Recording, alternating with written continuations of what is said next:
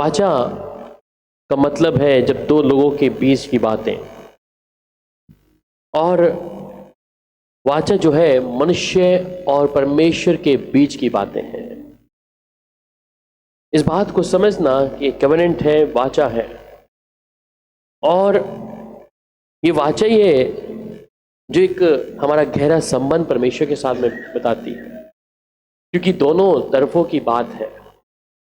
इसलिए परमेश्वर इस नई वाचा को जो हम खुदा की कलाम में यिर्मयाह की किताब और उसके 31 अध्याय और उसकी 33 आयत पढ़ते हैं। द बुक ऑफ यिर्मयाह चैप्टर 31 वर्स 33 यहाँ पर इस प्रकार कहता है जी। नहीं, 31 का 33। परंतु जो वाचा मैं उन दिनों के बाद वह यह है, मैं अपनी व्यवस्था उनके मन में समाऊंगा और उसे उनके हृदय पर लिखूंगा, और मैं उनका परमेश्वर ठहरूंगा और वो मेरी प्रजा ठहरेंगे। यहोवा की वाणी है। परमेश्वर के कलाम यहाँ पे कहता है, परंतु जो वाचा मैं उन दिनों के बाद इज़राइल के घराने में बांधूंगा वो ये है कि मैं अपनी व्यवस्था उनके मन में समवाऊंगा। व्यवस्था, परमेश्वर का कलाम, जीवित प्रभु का, कहते हैं कि मैं अपने उस व्यवस्था को उनमें समाऊंगा और उनके हृदय पर लिखूंगा। परमेश्वर का कलाम, उसका वचन, उसकी व्यवस्था, ये नई वाचा जिसे परमेश्वर कह रहा है। क्योंकि हम पुराने नियम में देखते हैं कि याजक जो बोल दिया वो सुन लेते थे।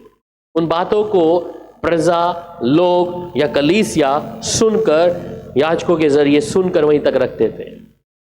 पर अब परमेश्वर कह रहा है ये नई वाचा जो होगी मैं उनके हृदय में क्या करूंगा, उनकी व्यवस्था उनके मन में समवा दूंगा। मतलब उनके जिस्म, आत्मा, प्राण के अंदर। और सिर्फ यहीं पर नहीं, कहता है उनके हृदय पर लिखूंगा। हम जानते हैं कि आज कलाम हमारे हाथ में है, आने वाले समय में कलाम हमारे हाथ में नहीं होगा। इसलिए बहुत से देश हैं जहां पे बाइबल बैन है, वहां पर बाइबल को लोग अपने साथ में नहीं रखते। जब मैं बाइबल कॉलेज में था और वहां पर बर्मा, भूटान से जो लड़के आते थे वो रेफ्यूजी थे और छुप कर आकर वो बाइबल कॉलेज का अध्ययन कर रहे थे। और वो लोग बताते थे कि अगर हमारे हाथ में बाइबल है तो जिस हाथ में बाइबल उस हाथ को ही काट देंगे। ये बर्मा, भूटान की बातें हैं। उसी प्रकार परमेश्वर का वचन वो क्या कह रहा है, अब मैं तुम्हारे मन में समाऊंगा और तुम्हारे हृदय पे लिखूंगा। ये नई वाचा जो है परमेश्वर इन दिनों में दे रहा है, और कहता है मैं उनका परमेश्वर ठहरूंगा और वो मेरी प्रजा ठहरेंगे। यहोवा की ये वाणी है, मैं उनका परमेश्वर ठहरूंगा। अगर जो व्यवस्था, जो वाचा मैं उनके मन में समाऊंगा और उनके हृदय पे लिखूंगा, तब मैं उनका परमेश्वर ठहरूंगा। इसका मतलब इनकार करना ही नहीं है कि परमेश्वर अगर मुझे और आपको अपना वचन देता है, क्योंकि वाचा क्या है, दो जनों के बीच की बातें हैं। अब्राहम के साथ वाचा बांधी गई, बहुत से लोग हैं जिनके वाचा बांधी गई है, जितने नबी हैं उनके वाचा कहीं ना कहीं बांधी है, राजाओं के साथ वाचा बांधी है। पर वाचा बांधा क्यों है? वाचा बांधने का मतलब कि परमेश्वर इस समय जिस व्यवस्था की बात कर रहा है कि उनके हृदय पे रहेंगी वो बातें, उनके हृदय पे, उनके मन में समाऊंगा, और कहता है उनके हृदय पे मैं लिखूंगा उन बातों को। अगर कलाम हमारे हाथ से चला भी जाए, हमें मालूम है कि खुदा का कलाम क्या कहता है, खुदा की कौन सी बातें हैं जो परमेश्वर अपने उन व्यक्तियों पर, अपनी उस कलीसिया पर जिस पर वो भरोसा रखता है, जिन पर वो ईमान रखते हैं, हम जिस खुदा के ऊपर, वो चाहता है कि उसके वो कलाम उनके हृदय रूपी इस पट्टियों पर लिखे रहें। दाऊद बहुत अच्छे से कहता है कि मैंने तेरे कलाम को क्या किया है, अपने हृदय में रख छोड़ा है कि मैं तेरे विरुद्ध पाप ना करूं। इसलिए हर वक्त हमारे साथ बाइबल नहीं होगी, पर परमेश्वर की नई वाचा को जो परमेश्वर ने कहा है उसे पूरा करने जा रहा है। और तभी वो हमारा परमेश्वर ठहरेगा जब उसकी ये वाचा, उसका ये व्यवस्था मेरे अंदर और आपके अंदर उस हृदय पे लिखा होगा। अन्यथा तो नहीं, सिर्फ नामधारी ईसाई बनकर तो नहीं, पर जब उसका ये वचन हमारे हृदय में अंदर काम कर रहा होगा, लिखा होगा, तभी वो हमारा परमेश्वर ठहरेगा। खुदा ने हमें ये मौका दिया है और इस वाचा को स्वयं यीशु पूरा किया है। आज मुझे और आपको परमेश्वर के लिए, इन्हें पढ़िएगा मेरे साथ 2 कुरिन्थियों और उसका 3 अध्याय और उसकी 3 आयत। यहां क्या कह रहा है? ये प्रकट है कि तुम मसीह की पत्री हो, जिसको हमने सेवकों की समान लिखा, और जो स्याही से नहीं परंतु जीवते परमेश्वर की आत्मा से पत्थर की पट्टियों पर नहीं परंतु हृदय की मांस रूपी पट्टियों पे लिखी है। तो मूसा को लिखित रूप में 10 आज्ञा दी गई थी, और बाकी जो व्यवस्था की बातें हैं उन 10 आज्ञाओं के बिना भी जो व्यवस्था है, इसलिए आप उस तोरा की किताबों को पढ़ते हैं जो 5 मूसा की लिखी किताबें हैं, कानून हैं। अगर वो लेवी व्यवस्था पढ़ते हैं या निर्गमन पढ़ते हैं या व्यवस्था विवरण पढ़ते हैं, यहां पे उन व्यवस्था की उन बातों को परमेश्वर ने दिया है। पर अब ये बात क्या है, ये यहां पर लिखित रूप में अब नहीं है। वो कह रहा है कि क्या कह रहा है कि जीवते परमेश्वर की आत्मा से पत्थर की पट्टियों पर नहीं है परंतु हृदय की मांस रूपी पर लिखी हुई है। अब इसका मतलब आपने पढ़ लिया तो अब आपके जहन में आ गए, यहां लिख दिया परमेश्वर ने। उसने पहली बात में कहा कि यह प्रकट है कि तुम मसीह की पत्री हो। तो हम मसीह की पत्री हैं। हाँ, तो अब मेरा को और आपको कौन पढ़ रहा है? संसार के लोग पढ़ रहे हैं। मेरे चाल चलन को संसार के लोग पढ़ रहे हैं। हर वक्त हम बाइबल को ऐसे लेके नहीं चलेंगे या क्रूज पहन के गले में नहीं चलेंगे कि लोग हमें पहचाने कि हम ईसाई हैं। हमारी पहचान जिस व्यवस्था को परमेश्वर पूरी करना है, हमारी व्यवस्था को उस तरीके से कि अब मैं और आप चलती हुई पत्री है, खुदा का चलता कलाम है, क्योंकि परमेश्वर वचन कहता है कि तुम परमेश्वर के मंदिर हो। और मंदिर है तो मंदिर के अंदर क्या है? परमेश्वर स्वयं है। हैकल के अंदर क्या होता था? मिलाप वाले तंबू में क्या होता था? परमेश्वर की उपस्थिति निरंतर उसके अंदर बादलों के रूप में, आग के रूप में क्या है? बनी रहती थी। उस मिलाप वाले तंबू के अंदर परमेश्वर की जो उपस्थिति थी वो निरंतर बनी रहती थी। वाचा के संदूक के ऊपर जब देखें, छूने का भी अधिकार नहीं है, टच करने का अधिकार नहीं है। याजक जाएगा, याजक ही करेगा सब कुछ, उठाने का भी अधिकार नहीं है। उसके अंदर भी परमेश्वर की उपस्थिति है। पर अब ये कह रहा है कि अब लिखित रूप में पट्टियों पे नहीं है परंतु तुम्हारे हृदय की मांस की पट्टियों पे लिखी है, क्योंकि वो स्वयं हमारे भीतर है। हम चलती फिरती पत्री हैं। इसलिए मेरे नाम से और आपके नाम से हमें कहने की आवश्यकता नहीं कि मैं मसीह में हूं या ईसाई हूं। हम चलती फिरती पत्री हैं तो लोग हमें पढ़ेंगे, हमारे स्वभाव को पढ़ेंगे, यीशु का चाल चल, यीशु की बातें हमारे अंदर होंगी। और सिर्फ यहीं पर नहीं, इब्रानियों 10 अध्याय उसकी 16 आयत, यहां पे भी कहता है और मैं उनका हृदय एक कर दूंगा।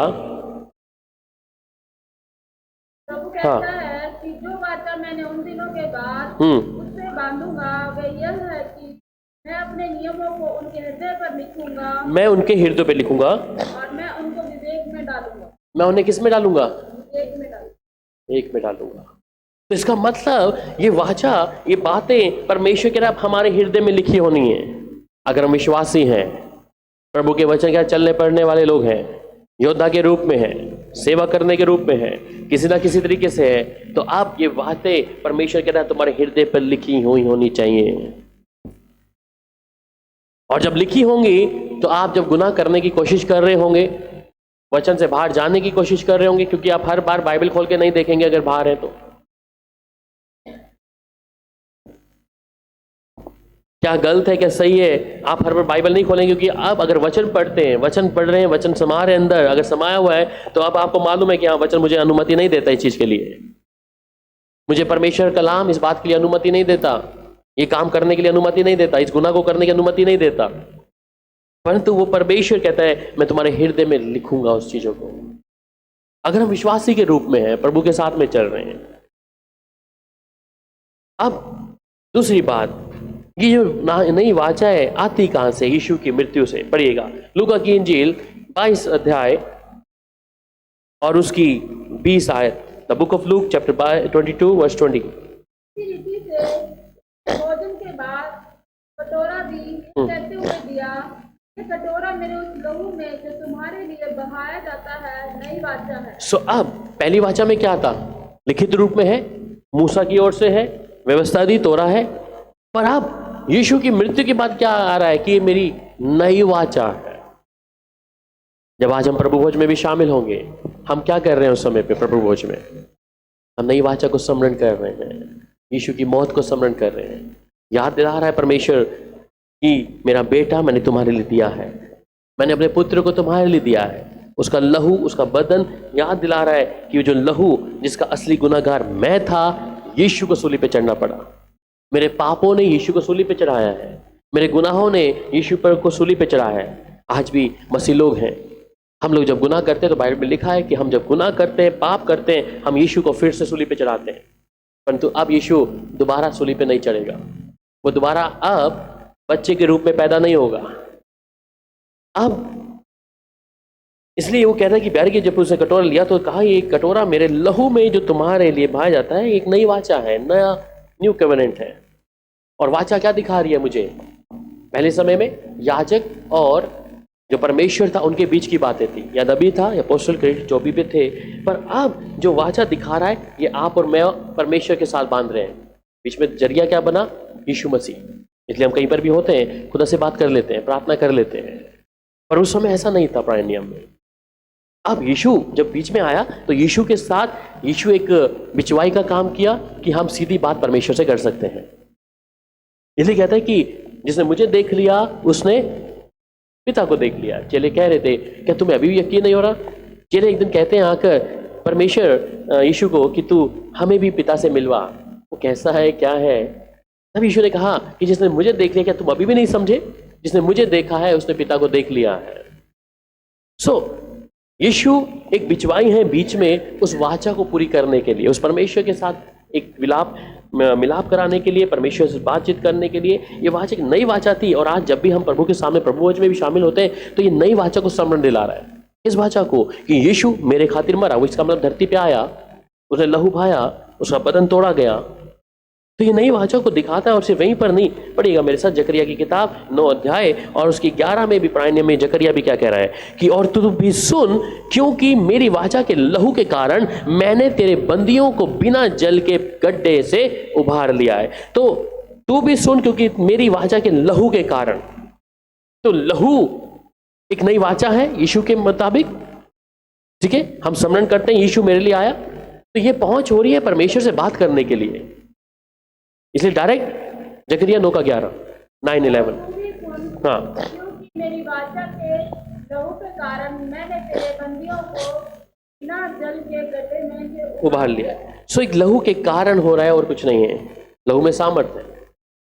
और यीशु का लहू किसी बकरे का नहीं है, किसी बछड़े का नहीं है, पवित्र लहू है। और ये लहू ही क्या है? आपकी माफी देने वाला है और कोई नहीं है। पुराने नियम में हम पढ़ते तो वहां पे क्या है कि बैल, बकरा, भेड़ या मेढ़ा चढ़ाकर लोग शारीरिक पाप की माफी के लिए याजक के पास जाकर माफी मांग लेते थे। पर ये वाचा का जो नई वाचा है, ये मेरी पहुंच करा रहा है यीशु के साथ में, परमेश्वर के साथ में मेल करा रहा है, परमेश्वर के साथ में, इस नई वाचा के साथ, क्योंकि उसका वायदा है। इसलिए उसने कहा कि मैं पिता के पास जाता हूं, तुम्हें भी वहां पे लेके जाऊंगा, जहां मेरा पिता है वहां पर तुम भी होगे। मेरे पिता के घर में रहने के लिए बहुत घर है। तो ये वाचा एक मामूली वाचा नहीं है, ये वायदा है। इसे वायदा भी कह सकता है दो लोगों की बीच की बात में। हम लोग कई बार आपस में वाचा बांधते ना, जिस पर अगर पति पत्नी जब शादी होती है तो आपस में वाचा बांधते हैं। पिछले दिनों में सुरेंद्र जयश्री का जब शादी हुआ तो दोनों को वाचा बांधा। जयश्री ने बोला, सुरेंद्र ने बोला एक ही बातों को। हालांकि हम लोग कई बार याद नहीं करते, हम जब याद किया था उस समय, पर इंपॉर्टेंट है। और कई बार इसलिए वो कहता है कि तेरे दुख में, तेरे सुख में मैं तेरे साथ रहूंगा, मरूंगा, जीऊंगा, सब कुछ करें। पर चाहे बीमारी में, निराशा में, हम ऐसी कई वाचा को जब शादी होती है ऐसे बांधते हैं, बोलते हैं। पर जब जिनकी शादी हो चुकी है वो लोग आज भूल चुके हैं उन बातों को, किसी को याद नहीं होगा। नहीं है ना? नहीं है। It's very important. जब तक वो वाचा नहीं बनती तब तक शादी नहीं है, कानून है। उसी प्रकार ये खुदा ने हमें लिखित रूप में शुरुआती तौर पे दिया, परंतु अब वो कह रहा है मैं तुम्हारे हृदय पर लिखूंगा कि तुम कभी भूलो मत, तुम कभी भूलो मत इस बात को। और यही नई वाचा है प्रभु के साथ चलने के लिए। और फिर आगे पढ़िएगा, वहीं पर मत्ती की इंजील 26 अध्याय उसके 28 में भी कहता है, क्योंकि ये वाचा का वह लहू है जो बहुतों के लिए पापों की क्षमा के निमित्त बहाया जाता है। तो नई वाचा का मेरा वो लहू है, नई वाचा का मेरा वो लहू है जो बहुतों के लिए पापों की क्षमा के निमित्त बहाया जाता है। ये वाचा परमेश्वर और यीशु की थी इस समय, और फिर हम लोगों के साथ में थी जब हमने ईमान लाए खुदा के ऊपर। उसने उस वाचा को स्मरण दिला रहा है, उस वायदे को स्मरण दिला रहा है मेरे लिए और आपके लिए।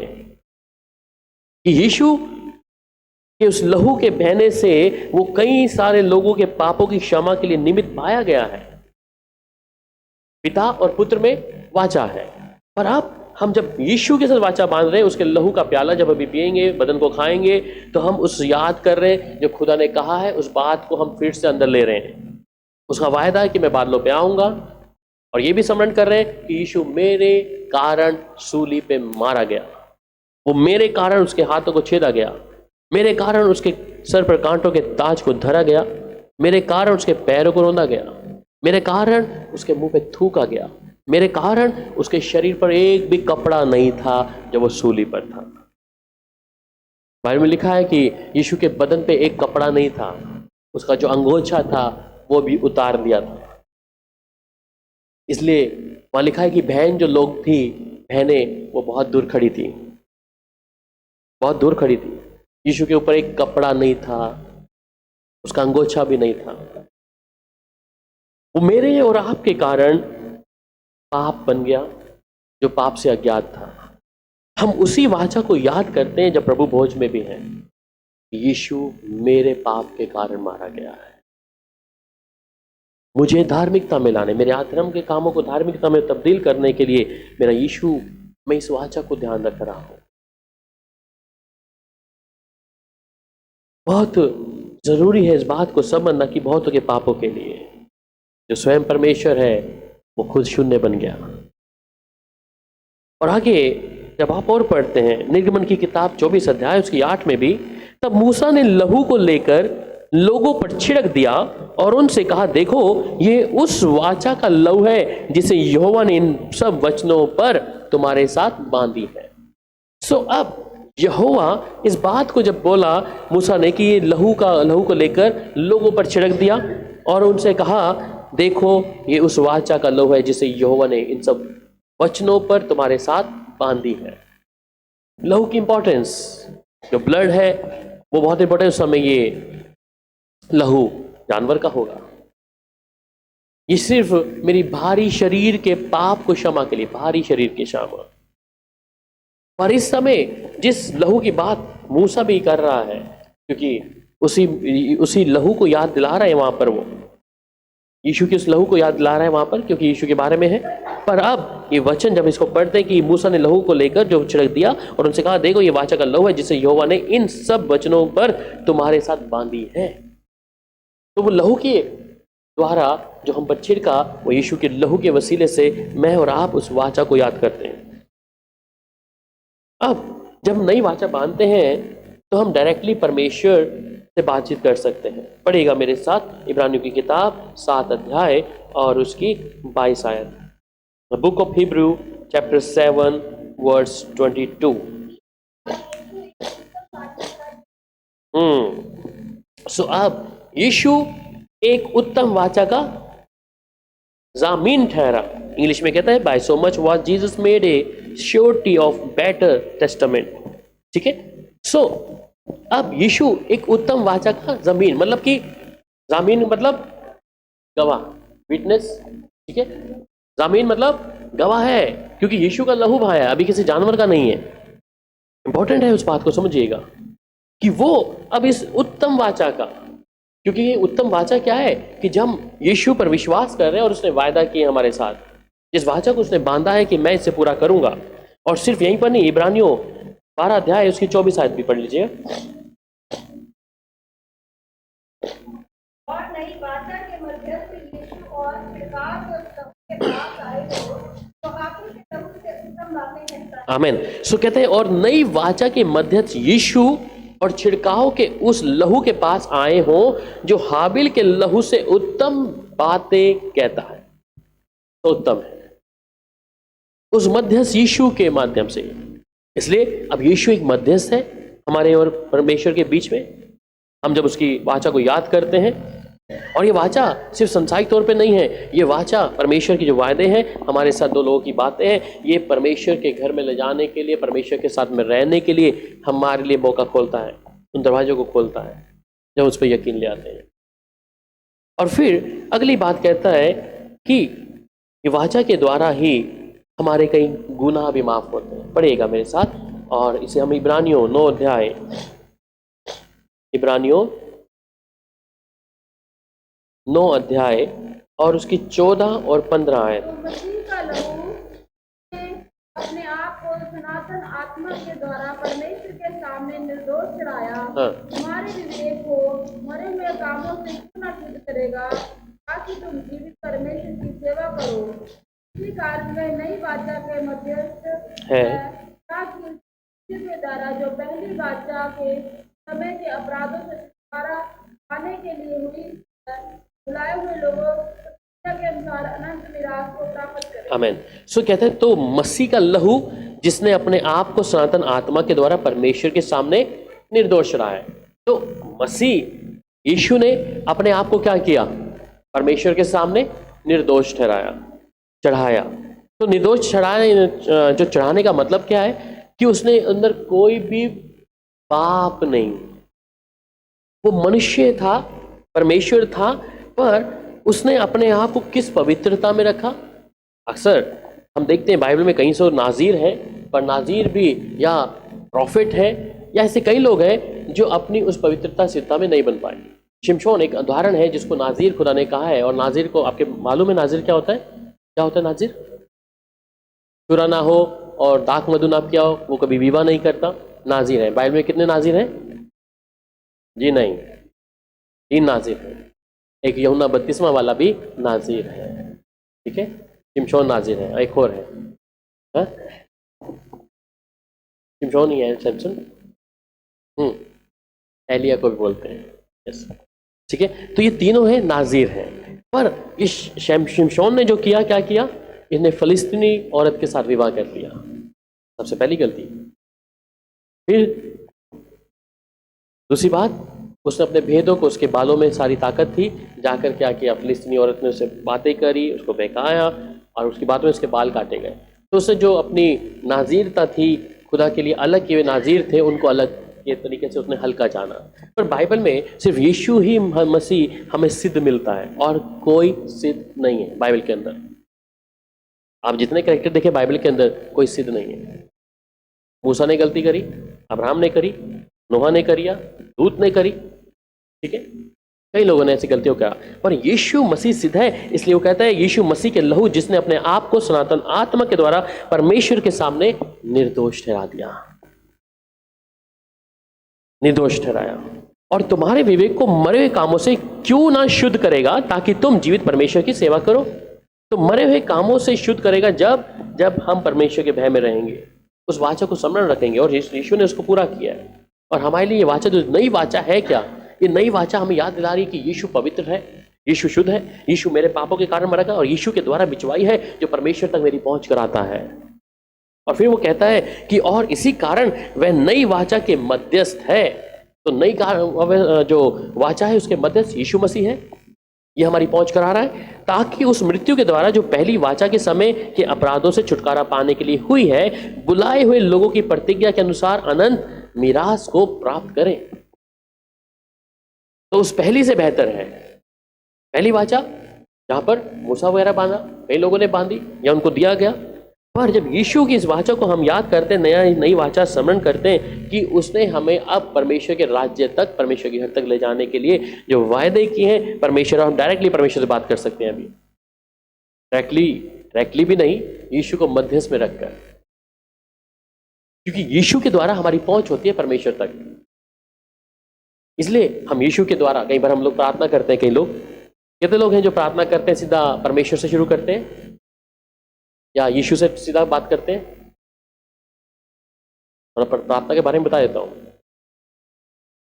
सीधा पिता से कितने लोग, यीशु से कितने लोग प्रार्थना करते हैं सीधा यीशु से? यीशु आपके नाम ऐसे करके आप, हाँ जी, यस, यीशु से डायरेक्ट प्रार्थना नहीं करना, पिता, क्योंकि हम कहते हैं यीशु, हम अभी ऐसे कर रहे हैं, पर वैसे फिर परमेश्वर को बीच में लाते हैं। यीशु से पहले पिता, और फिर हम इसलिए आखिरी में जब जाते हैं तब यीशु के नाम से है। बीच में कर सकते हैं, पर शुरुआत हमारी पिता से है, क्योंकि हम पिता को कई बार साइड हटा देते हैं, फिर हम क्या बन जाते हैं? यहोवा विटनेस। कई बार ये जीसस को ले आते हैं, ओनली जीसस, तो ओनली जीसस वाले बन जाते हैं। ठीक है, ये कल्ट है जो लोग सिर्फ यीशु पे विश्वास करते हैं, पिता पे नहीं करते और पवित्र आत्मा पे नहीं करते। आजकल बहुत चल रहे हैं, वो ओनली जीसस है। और ओनली जीसस का मतलब कि वो लोग बपतिस्मा भी सिर्फ यीशु के नाम से देते हैं। जैसे कल्ट, उन्होंने पिता को हटा दिया है। फिर यहोवा विटनेस, वो कहते हैं यहोवा विटनेस है, यीशु नहीं है, बाद में है, या पवित्र आत्मा को भी हटा दिया उन्होंने। इसलिए मेरे लिए और आपके लिए इंपॉर्टेंट क्या है? पिता, पुत्र, पवित्र आत्मा, जिसके नाम से हमने बपतिस्मा भी लिया है। सो पिता से प्रार्थना करके यीशु में समाप्त करना है, डायरेक्ट यीशु से नहीं, क्योंकि यीशु के नाम से हम आखिरी में को आमीन करके धन्यवाद के साथ प्रभु तक पहुंचा देते हैं कि प्रभु सुनता है। तो इसलिए वो कहता है कि यीशु एक मध्यस्थ है मुझे पिता के पास पहुंचाने के लिए, पिता से बातचीत करने के लिए। और वही यीशु के साथ जब हम इस बातों को याद करते हैं कि यीशु एक अपने आप को निर्दोष रखा, उसने आपको परमेश्वर के आगे निर्दोष चढ़ा दिया है कि मैं और आप उसकी धार्मिकता में आ जाएं। अगली बात आती है निर्गमन की किताब में और उसका 24 अध्याय और उसकी 3 आयत में। अब under the old covenant what did the people promise to do. अब जब ये पुरानी जो वाचा के अंदर थी, लोगों ने क्या किया, उसके साथ क्या वायदे परमेश्वर के। पढ़ेगा निर्गमन की किताब और उसका 24 अध्याय और उसकी 3 आयत। मूसा ने लोगों के पास जाकर यहोवा की सब बातें और सब नियम सुना दिए। तब सब लोग एक स्वर में बोल उठे, जितनी बातें यहोवा ने कही हम मानेंगे। उन सब बातों को हम मानेंगे। सो अब देखिए, पुरानी वाचा में जब मूसा बात कर रहा है और मूसा क्या कर रहा है, मूसा ने लोगों के पास जाकर यहोवा की सब बातें और नियम सुना दिए। तब सब लोग एक स्वर से बोल उठे कि जितनी बातें यहोवा ने कही हैं, हम उन सबको बातों को क्या करेंगे। और हालांकि उन्होंने आगे जाके माना नहीं है। जब वो पुरानी वाचा में झूठे भी ठहरे हम लोग, हम प्रभु ऐसा करेंगे तेरे लिए, इन्होंने भी वही किया। यहोवा ने जब यहोवा की बातों को जब मूसा के द्वारा पहुंचाई गई, तो ये लोगों के सामने ऊंची आवाज में बोल रहे हैं, हम प्रभु इस चीज को मानेंगे, इस चीज को करेंगे, पर आगे जाके नहीं किया। वहीं पर फिर आप देखें निर्गमन की किताब में ही और उसका 19 अध्याय उसकी 8 आयत में, यहां पर भी कहता है, और सब लोग मिलकर बोल उठे, जो कुछ यहोवा ने कहा है वह सब हम नित्य करेंगे। लोगों की बातें मूसा ने यहोवा को सुना दी। इन्होंने कहा कि जो यहोवा कह रहे हैं, हम उस बातों को क्या करेंगे, मानेंगे। और फिर यहीं पर ही नहीं, निर्गमन 24 अध्याय उसकी 7 आयत में भी कहता है, तब वाचा की पुस्तक को लेकर लोगों को पढ़ सुनाया। उसे सुनकर उन्होंने कहा, जो कुछ यहोवा ने कहा है उस सब को हम करेंगे और उसकी आज्ञा को मानेंगे, परंतु नहीं माना। यहां पर ये वाचा, ये पुस्तक जो उनके सामने पढ़कर सुनाया, तब भी ये लोग जोर जोर से बोल रहे हैं, हम मानेंगे। हम भी तो कहीं पर कलीसिया में से बोलते हैं, प्रभु हम तेरे वचन को मानेंगे, पर मानते नहीं है। अगर ये इजरायली लोग जिनको मूसा बार बार प्रभु का वचन दे रहा है, अगर ये मानते तो शायद इनके ऊपर दया हो जाती। फिर व्यवस्था विवरण 5 अध्याय उसके 27 आयत में भी यही बात कहता है, इसलिए तू समीप जा और जो कुछ हमारा परमेश्वर यहोवा कहे उसे सुन ले। फिर जो कुछ हमारा परमेश्वर यहोवा कहे उसे हमसे कहना और हम उसे सुनेंगे और उसे मानेंगे। कि तू समीप जा परमेश्वर के, और जो कुछ परमेश्वर यहोवा उससे सुने ले, फिर तू परमेश्वर हमारा यहोवा उसे कहे, कहना और हम उसे सुनेंगे। तो सिर्फ सुनने से नहीं होगा, अभी सुन रहे हैं, कह भी रहे हम मानेंगे, पर इन लोगों ने पुरानी वाचा में क्या किया, बोला कि हम करेंगे, नहीं किया पुरानी वाचा में। और फिर वहीं पर इन्हें योशुआ की किताब, योशुआ 24 अध्याय और उसकी 22 आयत में भी क्या कह रहा है, यहोशू ने लोगों से कहा, तुम आप ही अपने साक्षी हो कि तुमने यहोवा की सेवा करनी और अंगीकार कर ली। उन्होंने कहा, हाँ हम साक्षी हैं। अब यहां पर भी आगे जाके झूठे पड़ते हैं कि हम साक्षी हैं और यहोवा की सेवा करनी अंगीकार कर ली है, और उन्होंने कहा हाँ हम साक्षी हैं। सो कई बातों में, पुराने नियम की बातों में ये लोग क्या कर रहे हैं, उस वाचा को सुनते हैं, उस जो बातें परमेश्वर जो बोल रहा है उनको करने के लिए सुनकर वो उसको हाँ हामी भर रहे हैं, पर वो कर नहीं रहे हैं। पर जब परमेश्वर कहता है, जब परमेश्वर, अभी हमने सुना कि पुराने नियम में परमेश्वर ने कहा, परंतु नई वाचा में जब परमेश्वर अपने लोगों से जो बातें करता है, जो प्रॉमिस करता है, वो उसे करता है नई वाचा में। यहाँ पे मनुष्य क्या कर रहा है, कह रहा है हम करेंगे, पर अब नई वाचा में क्या हो रहा है, परमेश्वर उसे पूरी कर रहा है। पढ़िएगा इब्रानियों की किताब और उसका 8 अध्याय और उसकी 10 आयत को। The book of Hebrew chapter 8 verse 10। फिर प्रभु कहता है, जो वाचा मैं उन दिनों के बाद इस्राएल के घराने के साथ बांधूंगा वह यह है कि मैं अपनी व्यवस्था को उनके मनों में डालूंगा और उसे उनके हृदयों पर लिखूंगा और मैं उनका परमेश्वर ठहरूंगा और वे मेरे लोग ठहरेंगे। तो अब इस नई वाचा में जो परमेश्वर कह रहा है वो अपनी बातों को क्या कर रहा है, पूरा कर रहा है। और फिर यहीं पर ही नहीं, रोमियो 11 अध्याय उसकी 27 आयत।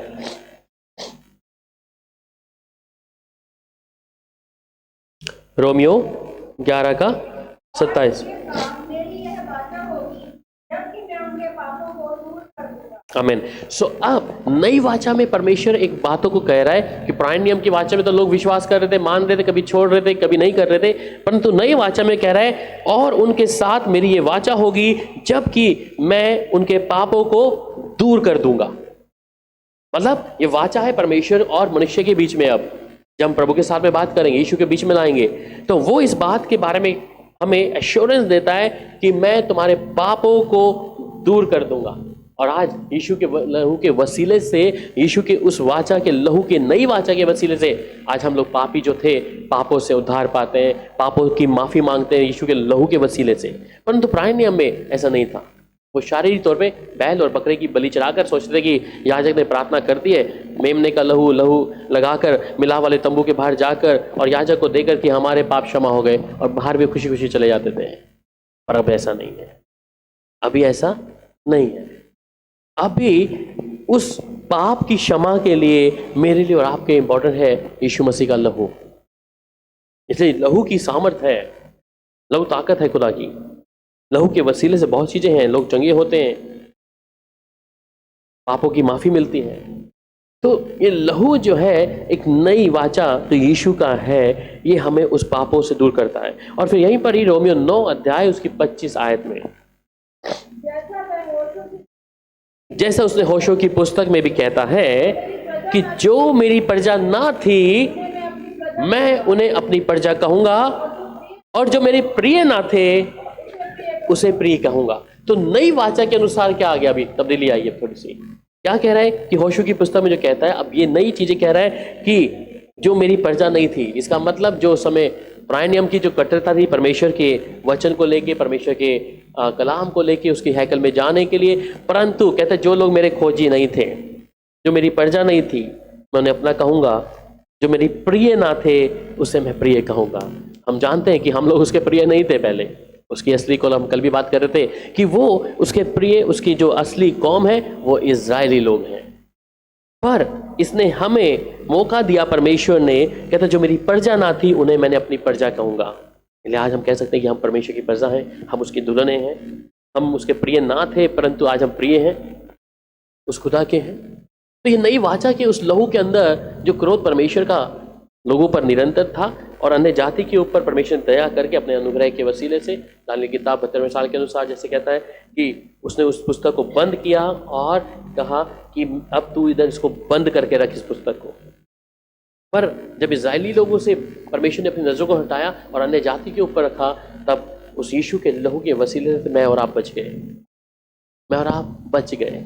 अनुग्रह 72 सालों, मतलब कि अभी हम 73 साल में प्रवेश नहीं करें, यह अनुग्रह का साल है, अभी तक चल रहा है, खत्म नहीं हुआ। जब इस वाचा को परमेश्वर, इस नई वाचा में मुझे और आपको पापों की क्षमा दे रहा है और मेरे को और आपको अपनी प्रजा कह रहा है, और जो हम उसके प्रिय ना थे वो कहता है मेरे प्रिय हो गए वो लोग। ये नई वाचा का काम है सारी। क्योंकि शायद यीशु नहीं आता तो शायद हमें पाप की माफी नहीं मिलती। हम बहुत सारे बैल, बकरे, गधे, थोड़े सब चढ़ा देते, परंतु पाप की माफी नहीं थी खुदा के राज्य में जाने के लिए। क्योंकि एक शारीरिक तौर पर वो चीजें चल रही थी। कितने लोग, कितने जानवरों का बलिदान चढ़ाना, कितना क्या था। इसलिए एक ही बार एक पवित्र मेमने का, पहलोठे यीशु का लहू बहाया, जिससे मैं और आज भी माफी मांगते हैं। माफी खुदा के लहू के, पुत्र के, यीशु के लहू के वसीले से मुझे और आपको माफी मिलती है। फिर वो एक और वाचा को ध्यान करते हुए आगे प्रॉमिस जो परमेश्वर के हैं, पहला पत्रस 1 अध्याय उसकी 23 आयत, पहला पत्रस 1 अध्याय और उसकी 23 आयत में ये वाचा परमेश्वर ने बांधी है। क्योंकि तुमने नाशवान नहीं पर अविनाशी बीज से परमेश्वर के जीवते और सदा ठहरने वाले वचन के द्वारा नया जन्म पाया है। ठीक है, सो नाशवान नहीं पर अविनाशी बीज से परमेश्वर के जीवते और सदा ठहरने वाले वचन के द्वारा हमने क्या पाया है? नया जन्म पाया है। इसलिए हम कहते हैं कि हम नया जन्म पाए हुए लोग हैं, हम उद्धार पाए हुए लोग हैं। फिर जकरिया की किताब 8 अध्याय उसकी 8 में भी कहता है, और मैं उन्हें ले आकर यरूशलेम के बीच में बसाऊंगा और वे मेरी प्रजा ठहरेंगे और मैं उनका परमेश्वर ठहरूंगा। ये तो सच्चाई और धार्मिकता के साथ होगा। तो ये नई वाचा के अंदर परमेश्वर हमसे वायदे कर रहा है कि मैं यरूशलेम में फिर से बसाऊंगा, और यरूशलेम में फिर से बसाएगा। ये उन इजरायली लोगों को भी जो इन दिनों में पलायन कर रहे हैं, वापिस अपने स्थान पर इजराइल में आ रहे हैं। ये बिखर गए थे यहूदी लोग, वापिस परमेश्वर इजराइल में यरूशलेम में लेके आ रहे हैं लोगों को, और कहता है ये वे प्रजा ठहरेंगे और मैं उनका परमेश्वर ठहरूंगा। ये तो सच्चाई और धार्मिकता के साथ होगा। अब ये सच्चाई और धार्मिकता के साथ में अगर हम खुदा की धार्मिकता में हैं, धार्मिकता मतलब खुदा के वचन के मुताबिक हैं, तो हम धार्मिकता में हैं, और धार्मिकता में हैं तो ये उसके उस अनुग्रह के वसीले से वो हमें वापस उस जगह पे स्थान पे पहुंचाएगा। और फिर इज़ेकिएल की किताब 37 अध्याय उसके 27 आयत में भी कहता है, मेरे निवास का तंबू उनके ऊपर तना रहेगा और मैं उनका परमेश्वर होऊंगा और वो मेरी प्रजा होंगे। मेरे निवास का तंबू उनके ऊपर होगा, मतलब अब परमेश्वर का निवास का तंबू अब क्या है? नई वाचा में हम सुनते हैं कि हम परमेश्वर का मंदिर है, परंतु इज़ेकिएल को परमेश्वर की प्रकाशन जब दिया, उसने कहा मेरे निवास का तंबू उनके ऊपर तना रहेगा। इसका मतलब मैं और आप क्या है? परमेश्वर की मंदिर है। उसका निवास का तंबू कहां पर है? हमारे बीच में, हमारे ऊपर है। क्योंकि अब मैं और आप को मिलाप वाले तंबू की बात नहीं कर रहा, वो उस मंदिर की बात कर रहा है जो नए नियम में हम लोग पढ़ते हैं। क्योंकि अब परमेश्वर का मंदिर मैं और आप हैं, और उसका जो तंबू उनके ऊपर तना रहेगा जो उस पर विश्वास करते हैं। कहते हैं मैं उनका परमेश्वर ठहरूंगा और मेरी प्रजा रहेंगी। तो खुदा हमारे साथ में है, ये नई वाचा के अंदर है। जब खुदा के इस अनुग्रह के वसीले से कि मैं उसका एक मंदिर हूं, तो परमेश्वर हमारे अंदर है। पर अंदर का मतलब सिर्फ मुंह से ऐसा कहकर नहीं, हमारे कामों के द्वारा, आज्ञा पालन के द्वारा, वचन में पवित्रता शुद्धता के द्वारा, तब होगा वो निवास का तंबू खुदा का हमारे ऊपर निरंतर बना रहेगा। हम उसके मंदिर तभी ठहरेंगे। परंतु अगर इस मंदिर के द्वारा हम कई गलत चीज़ों को कर रहे हैं, पवित्रता शुद्धता का जीवन नहीं है, परंतु अपनी मनमानी कर रहे हैं, प्रभु के वचन की ओर ना चलते अपनी मर्जी से चल रहे हैं, तब वो तंबू नहीं रह पाएगा हमारे ऊपर। क्योंकि परमेश्वर का ज़्यादा समय जब हम देखते हैं कि वाचा के संदूक के ऊपर जब था, पर वो हर वक्त वाचा के संदूक पर नहीं ठहरा रहा परमेश्वर। कई जगह को, इसलिए 3 मंदिरों के विषय में हमने पहले बात किया था, और 3 मंदिरों को क्या किया था? डिस्ट्रॉय किया था अलग अलग राजाओं ने, अलग लोगों ने, क्योंकि उस समय अब परमेश्वर की उपस्थिति वहां पे नहीं थी। परंतु अब तीसरा मंदिर जो दोबारा से रिबिल्ड हो रहा है, वो अलग चीज है। तो कई मंदिरों का जो निर्माण था वो ध्वस्त कर दिए गए, पर अब परमेश्वर उस मंदिर में नहीं था जो संसारिक हाथों का बनाया हुआ था, परंतु उसके इस वायदे के द्वारा जो इज़ेकिएल नबी है खुदा का, ये कह रहा है कि परमेश्वर इस तरह से कह रहा है कि उनके ऊपर वो वाचा जो तंबू है तना रहेगा परमेश्वर का, और मैं उनका परमेश्वर ठहरूंगा। और फिर ये वाचा, नई वाचा परमेश्वर जब मुझे और आपको दिया है, तो इसका मतलब मैं और आप मामूली नहीं है, अभी हमारे बीच में परमेश्वर होकर चल रहा है। हम परमेश्वर के मंदिर हैं, हम परमेश्वर का पत्री हैं। बाइबल में अभी पढ़ा शुरुआती तौर में कि हम चलती फिरती पत्री हैं खुदा की। उसने कहा कि मैं क्या करूंगा? तुम्हारे अंदर समाऊंगा अपने वचन को, अपनी वाचा को, अपनी व्यवस्था को मैं लिख दूंगा। तो परमेश्वर की तैयारी क्या है? वो हमें चलता फिरता मंदिर बना दिया है। पत्री भी हैं हम लोग, परमेश्वर का मंदिर भी हैं, और जब परमेश्वर स्वयं हमारे बीच में होकर चल रहा है तो परमेश्वर की सामर्थ होगी।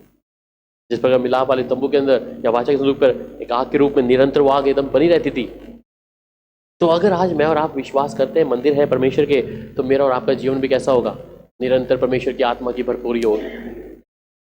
पुराने नियम में था कि पवित्र आत्मा कभी आता था फिर चला जाता था, परंतु अभी पवित्र आत्मा आता जाता नहीं है, वो स्थिर रहता है, पर शौकित हो जाता है जब हम खुदा के वचन को तोड़ देते हैं। जब उसके मंदिर को हम नाश करते हैं, उसके मंदिर को हम दूषित कर देते हैं, तो परमेश्वर का आत्मा चला गया, फिर मंदिर नहीं रहा। फिर ये अगर मंदिर है कि वो वाचा जो परमेश्वर ने बांधी है वो तना रहे, उसका तंबू हमारे ऊपर, और हमें पवित्रता के साथ जीवन को शुद्ध करते हुए रहना पड़ेगा। फिर अगली आयत पढ़ लीजिए, जहाँ पे मत्ती की इंजील और उसका 22 अध्याय और उसकी 32 आयत कहता है कि मैं इब्राहिम का परमेश्वर और इसहाक का परमेश्वर और याकूब का परमेश्वर हूँ। वह तो मरे हुओं का नहीं परंतु जीवितों का परमेश्वर है। अब ये मंदिर हम लोग हैं, परमेश्वर का चलता फिरा। अगर हम आत्मिक तौर पे मर चुके हैं तो इसका मतलब परमेश्वर वहां पे नहीं रहेगा। वो साफ कहता है कि मैं मरे हुओं का नहीं हूं परंतु मैं जीवितों का परमेश्वर हूं। आदम और हवा, आदम की वाटिका में आत्मिक तौर से उनकी मृत्यु हो गई, इसलिए उनको उस गार्डन से, उस वाटिका से बाहर निकलना पड़ा। बाइबल में बहुत से उदाहरण हैं जिनकी आत्मिक तौर पे मृत्यु हुई। पर अगर आज हम इस वचन को सुन रहे हैं और हम इस बातों को अब तक नई वाचा को सुना है कि परमेश्वर का तंबू हमारे ऊपर तना हुआ है, पवित्रता शुद्धता के साथ में परमेश्वर की व्यवस्था हमारे अंदर समा दी गई है, परमेश्वर ने अपनी उस वाचा को, अपनी बातों को अगर हमारे हृदय पे लिख दिया है, वो ने तैयारी करी है चलते फिरते मंदिर, इसलिए वो कह रहा है हम पत्री हैं। तो कहता है मैं मरियों का नहीं हूँ, मैं जीवितों का परमेश्वर हूँ। अगर आत्मिक तौर से हम सोचते हैं कि हमारे अंदर प्रभु के लिए प्रार्थना का समय, परमेश्वर की संगति करने के लिए या परमेश्वर अपने जीवन को पवित्र शुद्धता के रखने के लिए नहीं है, तो वो फिर वहाँ पे नहीं रहेगा। तो जीवित परमेश्वर है, जीवित अगर होंगे, मरी दशा में नहीं होंगे, आत्मा और प्रार्थना में मजबूत होंगे, परमेश्वर का वो उपस्थिति निरंतर उसके लोगों में बना रहेगा। सो प्रभु आपको इस वचनों के द्वारा बरकत दे। ठीक है, इस समय हम सूफी का डेडिकेशन है।